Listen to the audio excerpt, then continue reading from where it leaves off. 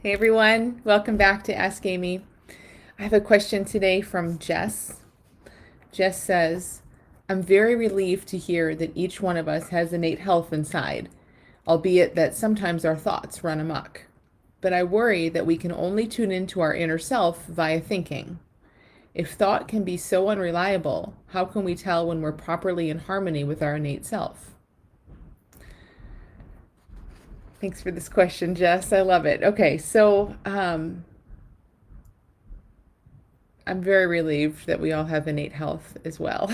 It is, it is, it is so big to like just, again, regardless of what we feel in a given moment, regardless of what our experience in any particular second is, nice, not nice, comfortable, uncomfortable, to know what we're made of and what's there beyond it and what's always on the other side of everything we're feeling is so huge. So I can feel that you've seen some of that, and I just want to reiterate that for you and to really kind of know that it's untouchable, it's non-negotiable. It has nothing to do with how we're feeling, or as you say, how amok our thoughts tend to be running. Because sure, our mind's going all the time and we're feeling all kinds of stuff, but when we know that that's, and this is just language, this isn't a fact, but when we feel that is kind of separate in a sense, we know our mind and our experience and our feelings and the energy moving through us, and the movie we're living in any given moment is whatever that movie is, but that the screen it's playing on, or in our case, like our essence, who we really are, our health behind it, is untouchable, non-negotiable, never changes. It's huge. It's huge. And it really gives human beings, I think, everything we ever need, because it allows us to be fully in the movie, but also know what's there and what's really true and what doesn't change beyond the movie, which is just such a freeing, kind of safer feeling way to go through life. So awesome that you see that. So you say, I worry that we can only tune into our inner self via thinking. And if our thoughts are unreliable, which the content of our thoughts is very unreliable, right? Our thoughts, our minds telling us all kinds of stuff, predictions about the future, what this person thinks, that is not reliable much of the time. That's the story. Again, the content of our thinking. The process of our thinking is very reliable. We know we're feeling wherever our mind goes and whatever it talks about in any given moment. That is our reality in this moment. So the process, the how our mind thinks, that our mind is always thinking and that we're always feeling it, super reliable. But the content and the stories, like you're talking about, you're right. They're all over the place, and we don't need to put too much emphasis or respect on those. So this thing, like, hey, is it true? But I worry, you say, that we can only tune into our inner self via thinking.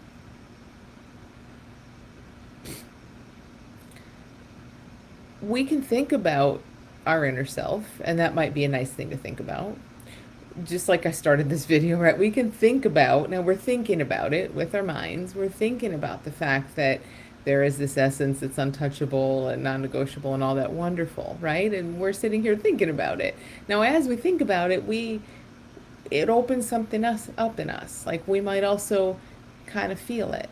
But as we're going through life, moment to moment, like out in the world in real time, I don't know that we tune into our inner selves via thinking. Now, again, we're always, and it's not an either or. We're always thinking, and all of our experience comes from thought.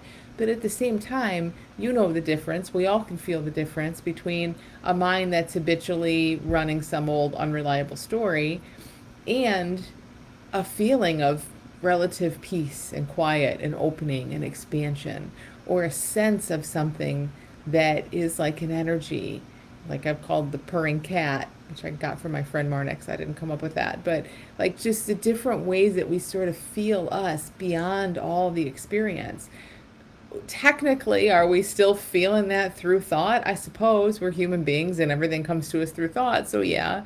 But it's very different. Or, as we discuss it here, just suppose and play with it being different than a mind. Where's my teeth? I don't have my teeth down here right now, but like a mind just running on repeat. That's what's really unreliable. The repetitive, habitual, unkind, predictive, past and future, that story we don't need. But thought itself is a power that brings all experience to us, including the experience of us, who and what we really are beyond all of that. So just be willing to kind of let go of how that looked, like your worry that we can only tune into our inner self by thinking. I don't see it that way. I don't think it works that way. Again, it might be technically true, but we just get a sense of what's there. And again, if we really look at why this matters and when it matters, it's when we're in life, living our lives. And we aren't thinking about inner self, outer self, our thoughts, none of that, right? When we're just in our day, feeding our kids and doing our jobs and all the stuff we do, we're just there. We're just in life. And there's always, it's always perceptible. If we look, there's this sense of something bigger, this bigger intelligence just living us, empowering us, and bringing new ideas and new thoughts to life within us, and all of that.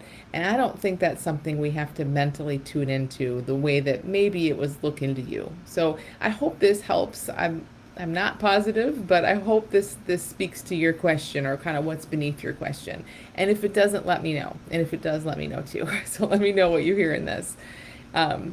So thank you, Jess, for sending your question. Thanks everyone for listening.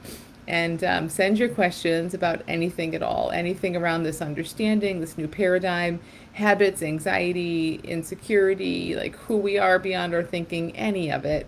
I love it all. Send it to AskAmy at thelittleschoolofbigchange.com, and I'll be back here every Monday to speak to your questions.